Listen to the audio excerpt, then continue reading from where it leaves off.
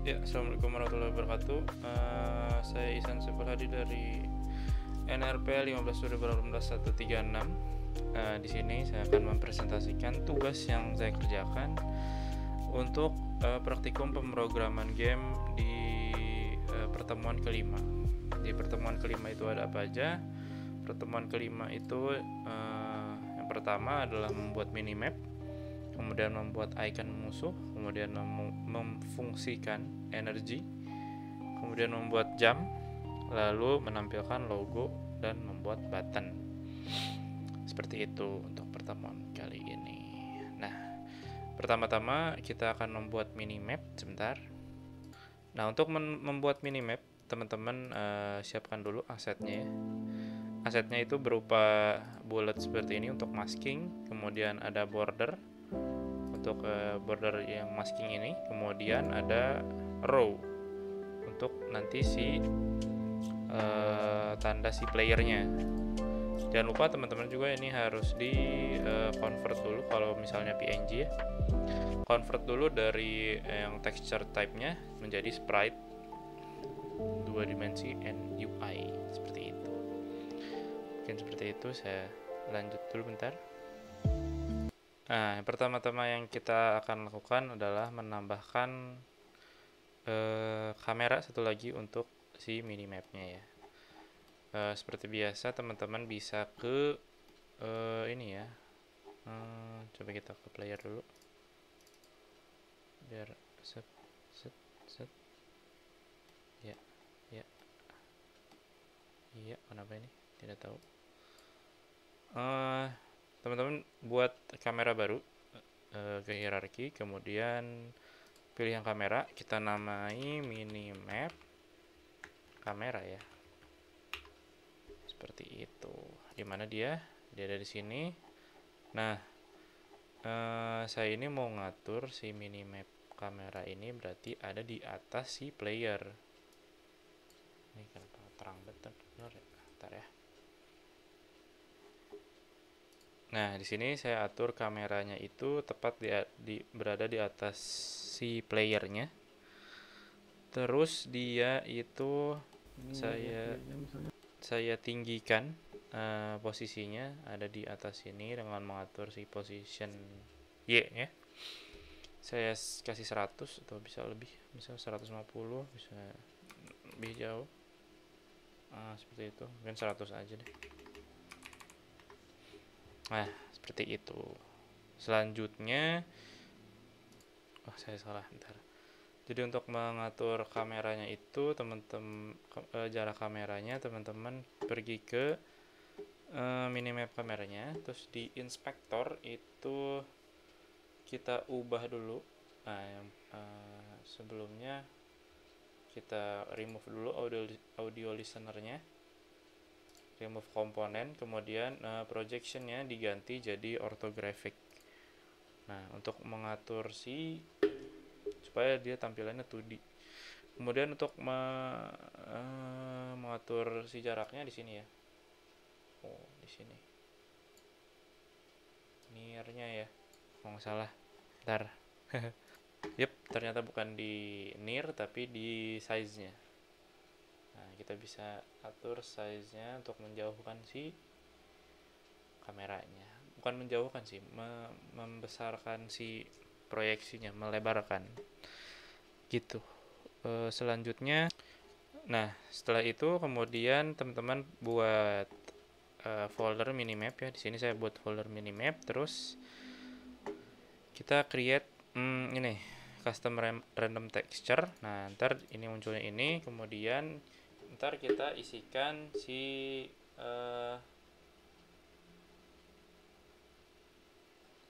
apa ya? Ntar. Setelah itu teman-teman bisa setelah buat texture ke minimap kameranya, kemudian lihat si target texture ya. Target texture bisa kita masukin aja langsung si minimapnya ke sini. Nah, seperti itu. Nah, untuk tampilan si minimapnya yang sudah di aset yang sudah kita buat sebelumnya itu ada di sebentar wood minimap. Nah, di sini ya di canvas teman-teman tambahkan lagi image ini, UI image. Nah, di sini namai minimap masking. Nah, untuk maskingnya sama minimap border. Seperti di sini minimap border, image juga minimap border. Nah, di sini di komponennya source image-nya kita drag and drop aja. Yang masking kita masukin masking, yang si border kita masukin yang border.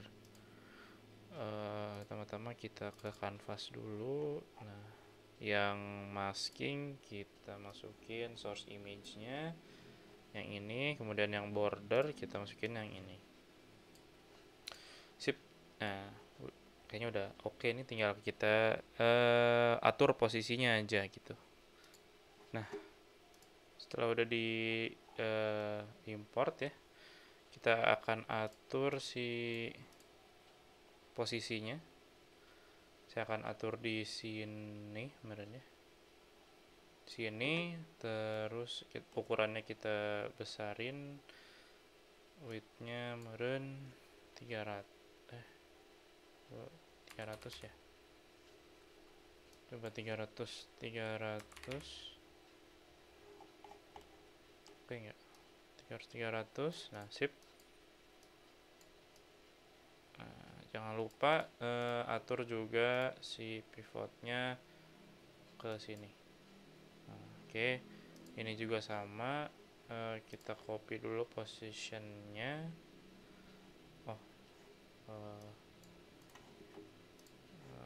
Ini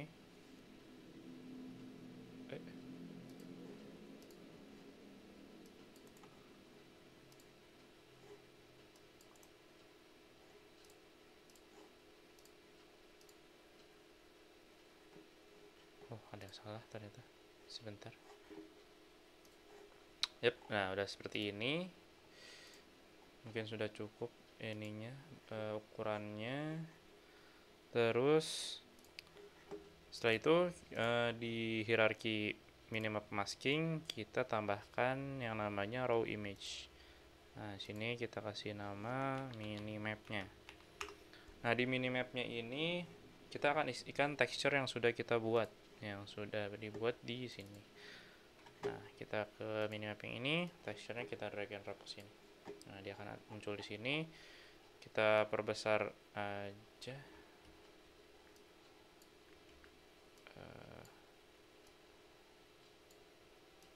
Kita sesuaikan.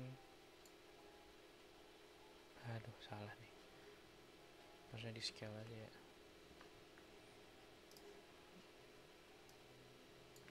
Nah, gini.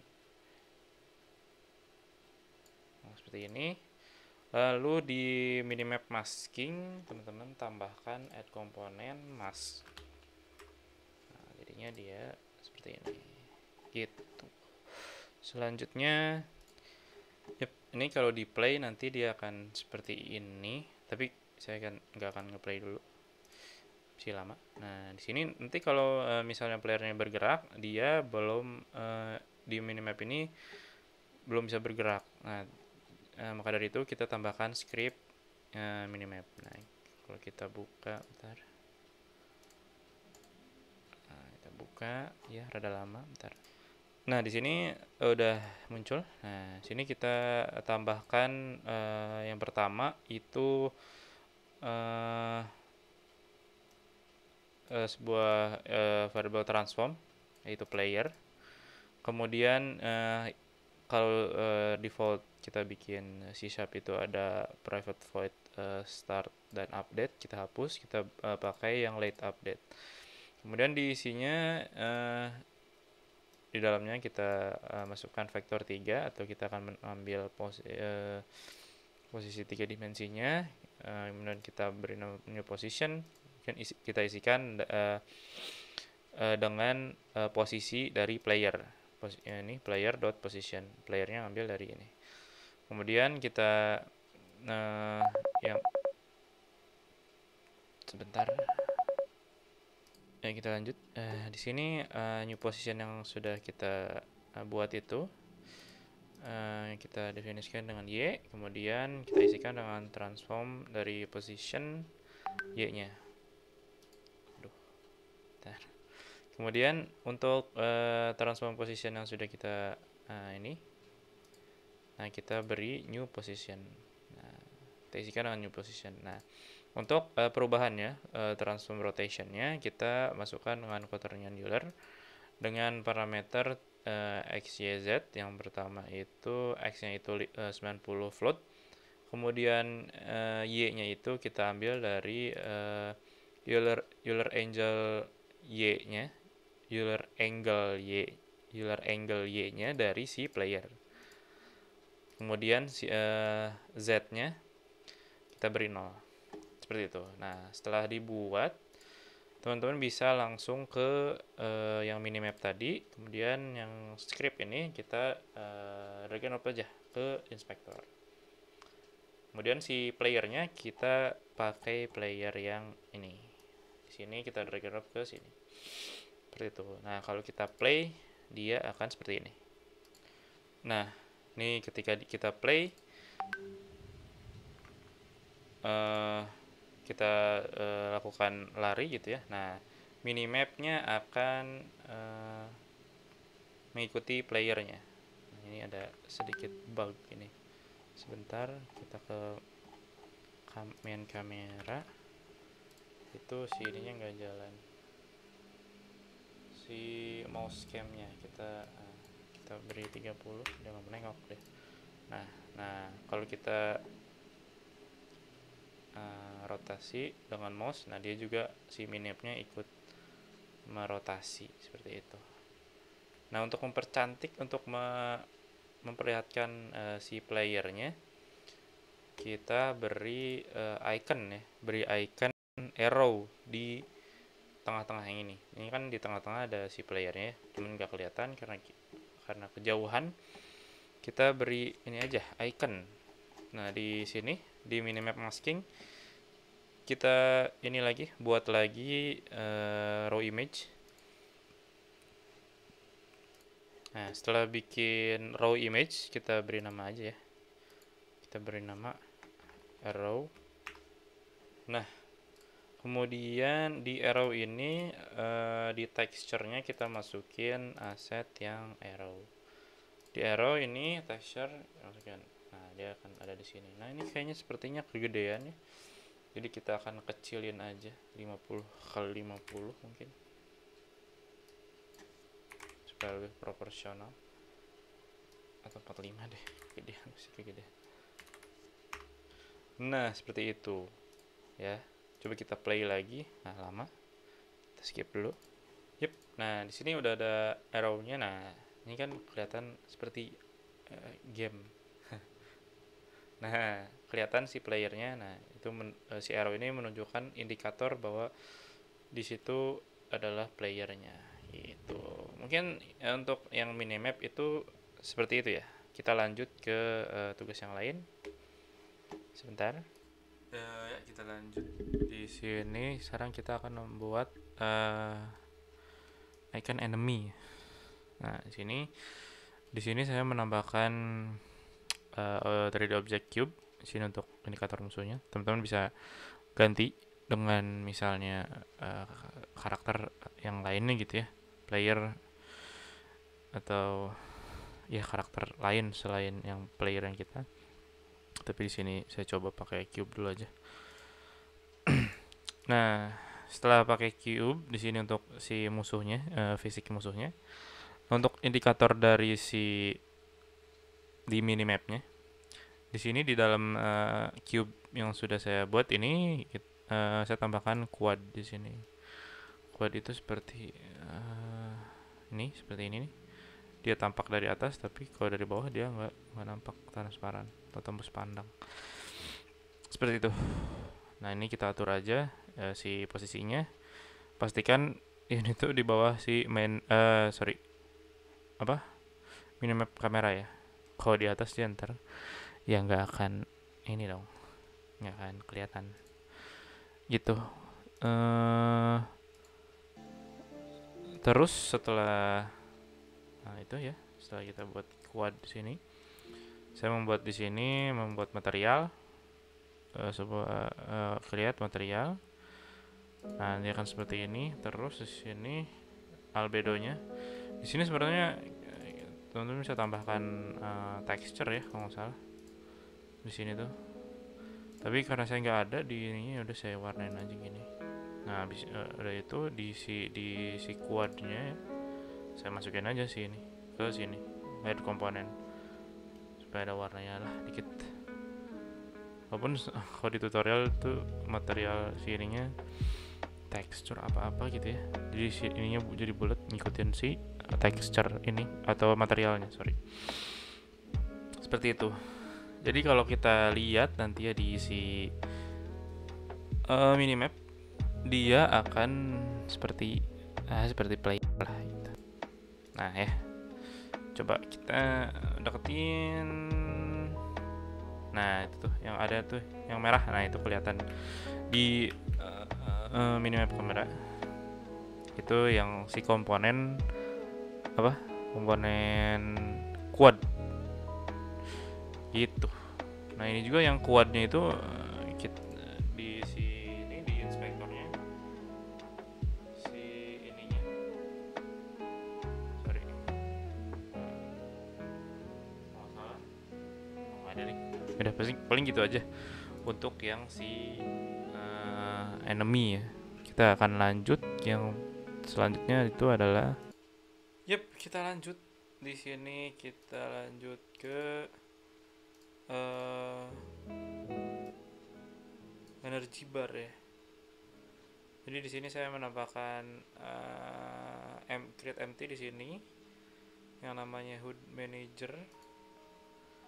Terus di sini kita tambahkan si script baru namanya juga HUD manager seperti itu. Lalu kita langsung ke codingnya aja ya.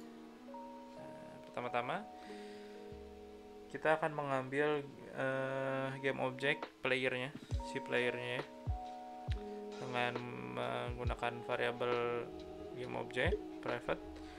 Kemudian kita akan buat variabel kecepatan biasa dan kecepatan lari. Kecepatan biasa tuh kecepatan jalan, lari itu kecepatan lari ya. Terus karena kita itu gunakan image dalam membuat ininya ya, si energy barnya, maka si variabelnya tipenya image. Kemudian kita beri nama current energy sesuai yang diperintahkan. Kemudian kita juga buat itu variabel untuk energinya. Nah, energinya berapa, energi awalnya, kemudian max energinya berapa. Di sini kita samain. Sebenarnya kalau kita bedain juga nggak apa-apa lah, asalkan max energinya lebih dari energi gitu. Kemudian kita buat variabel input X dan Z itu berdasarkan ini ya, yang nilai pergerakan. Nah ini X dan Z, pergerakan si player. Setelah itu di sini kita tambahkan sebuah function untuk ini ya, drain energy, atau di sini saya namai capek. Terus kita isikan. Tapi pertama-tama di startnya kita masukkan dulu game object player yang ini dengan game object fan-nya player, atau yang ada di hierarki di sini nih, player. Nah, kita masukkan ke si player variable game object player. Kemudian untuk lari juga ya, lari kita masukkan, kita ambil dari player ya, ini kan player yang ini. Kemudian kita get komponen dari pergerakan player, kita ambil speed lari yang ini ya, 7F. Nah kemudian, nah di sini ya, di update-nya dulu. Tadi itu kecepatan lari, ini kecepatan biasa, kecepatan nyantui. Ya di sini kita masukkan si variabel kecepatan yang ada di script pergerakan player. Nah ini ya, ini nih. Atau bisa juga dengan speed jalan ya. Nggak tahu, bukan. Kayaknya bisa juga sih. Tapi ini adalah kecepatan yang ininya ya, si player yang tidak lari atau kecepatan default atau semula seperti itu. Nah input Z ini, input X dan Z kita ambil dari variabel X dan Z dari pergerakan player yang ini, dari pergerakan si playernya atau movementnya. Nah sini, nah kita masuk ke function capek ya. Capek ini ketika kecepatannya sama dengan kecepatan lari gitu. Jadi si kecepatan playernya itu sama dengan kecepatan lari, atau kecepatan lari ini speed lari yaitu 7F. Nah kalau dia 7F, nah masuk ke sini kondisi kedua ya, nested if. Nah itu akan dijalankan energi akan berkurang ketika si inputnya, input X atau pergerakan si playernya, X-nya lebih dari 0 dan ini ya, or Z-nya 0. Yang penting bergerak lah, bergerak kemana gitu ya, penting bergerak dulu. Nah masuk lagi ke kondisi ketiga, yaitu ketika energinya lebih dari 0. Kalau 0 dia nggak akan ngurangin lagi gitu, nggak akan capek, nggak akan drain energi lagi seperti itu. Nah kalau ini sudah terpenuhi tiga-tiganya, maka dia akan mengurangi si energinya yang tadi itu 200 ya gitu kan, dikurangi 10 tiap frame-nya seperti itu, setiap waktunya, waktu frame ya, seperti itu. Atau ketika tidak ya, dia akan menambah energi ketika si energinya kurang dari max energi atau kurang dari 200 tadi itu. Kalau 200 ya dia akan tetap 200 seperti itu. Nah untuk recovery-nya di sini itu kita mainkan scale dari si image-nya ya,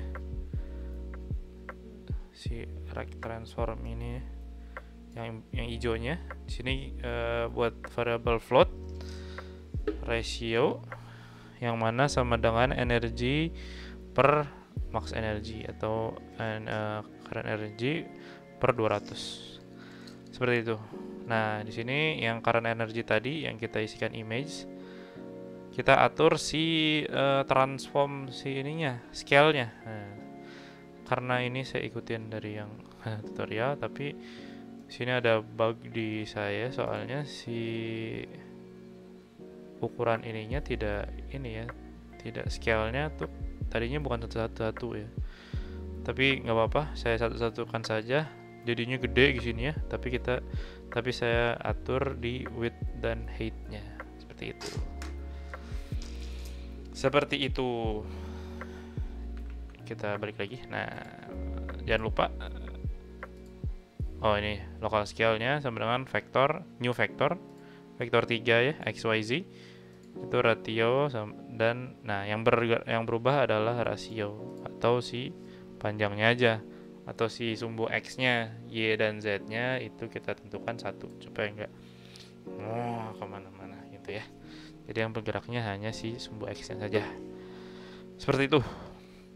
Jangan lupa kita masukkan si function yang sudah kita buat di sini, dimasukkan ke dalam update seperti itu. Kita coba, udah lama.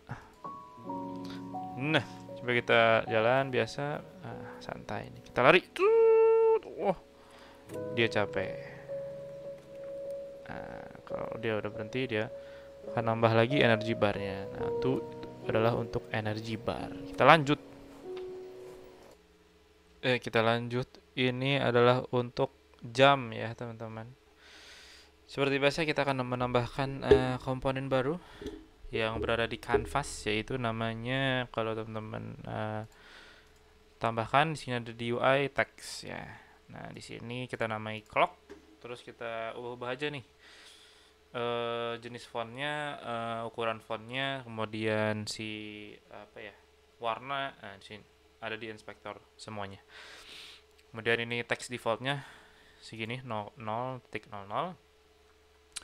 Kemudian pergi ke script yang tadi, yang HUD manager. Nah, seperti biasa kita tambahkan dulu ya di sini. Kita tambahkan di sini variabel public, yaitu text yang namanya waktu. Nah, ntar kita komponen teks yang sudah kita buat sebelumnya itu yang tadi, yang clock, ntar kita masukkan ke si script atau si komponen HUD. Seperti itu. Nah, terus kita beri fungsi baru ya, yaitu di sini saya namakan waktu jalan. Kemudian kita inisiasi si variabelnya. Nah, di sini ada variabel integer jam dan menit, diisikan dengan game time yang ada di aset yang kita gunakan, yaitu Envirosky. Cara mengambilnya gini ya, Envirosky .instance game time hours untuk mengambil jam, minutes untuk mengambil menit. Kita masukkan dalam variabel yang sudah kita buat. Kemudian di sini saya menambahkan lagi sebuah string jam dan menit, itu untuk menampilkan di teksnya, teks yang sudah yang ini nih. Nah, ini kita akan menampilkan di sini. Itu string ya, seperti itu.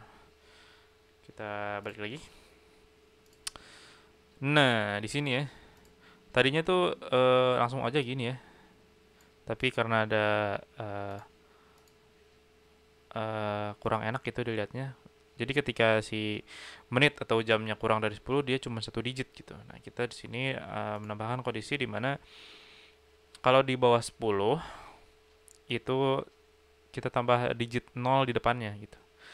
Nih, misalnya nih jam ya, jam ini lebih dari 0 dan kurang dari 10, dia tambahkan 0 di jamnya. 0, kemudian kita tambahkan jamnya. Seperti itu. Jamnya ini karena dia integer ya, untuk ditampilkan di teks dia harus diubah jadi string atau toString gitu.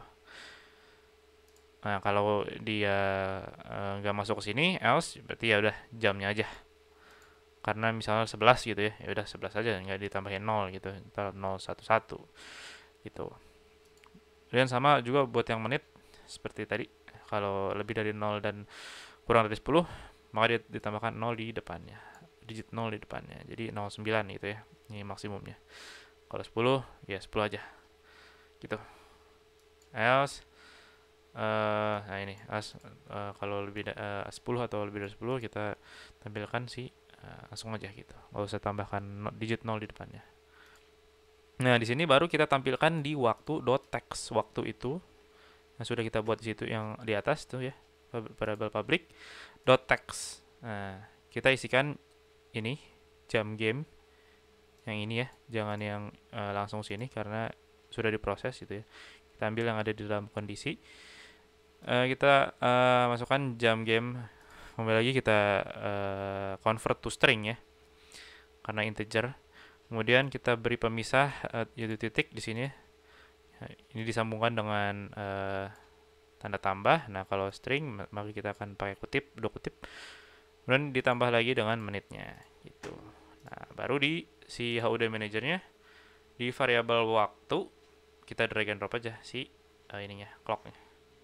Seperti itu. Nanti jadinya seperti ini.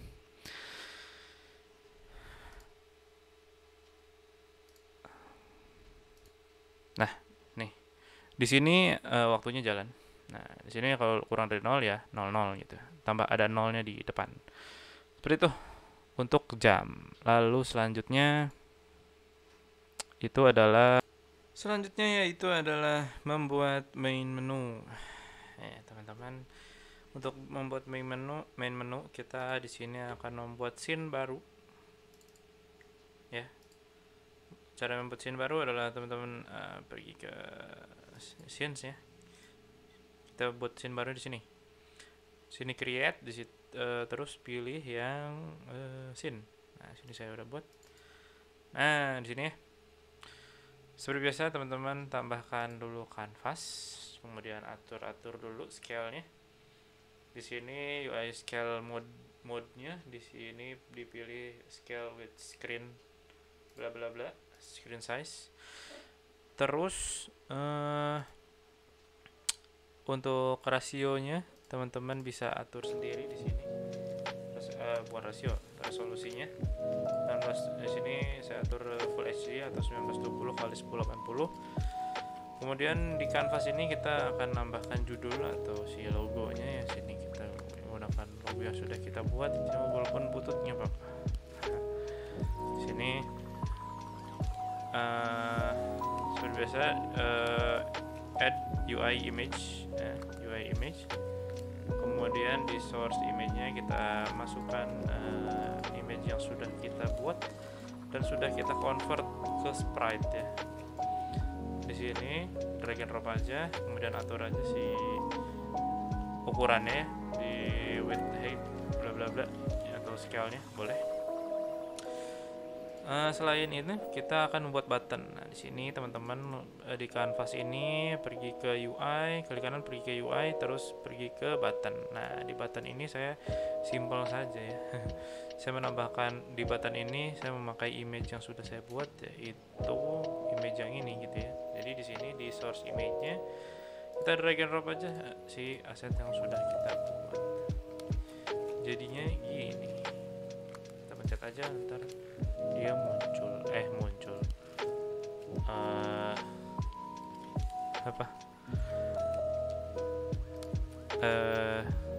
ya. Nah, ini dia button saya. Mungkin seperti itu untuk pertemuan kali ini ya. Mungkin seperti itu. Kita sudah membuat minimap, kemudian membuat icon musuh, memfungsikan energi ya, kemudian tadi ada membuat jam juga. Nah, di sini kita membuat main menu dengan logo dan button. Nah, mungkin itu untuk tugas pertemuan 5 ya. Mohon maaf bila masih ada kekurangan. Terima kasih. Sampai jumpa di pertemuan ke-6 nanti ya. Terima kasih. Assalamualaikum warahmatullahi wabarakatuh.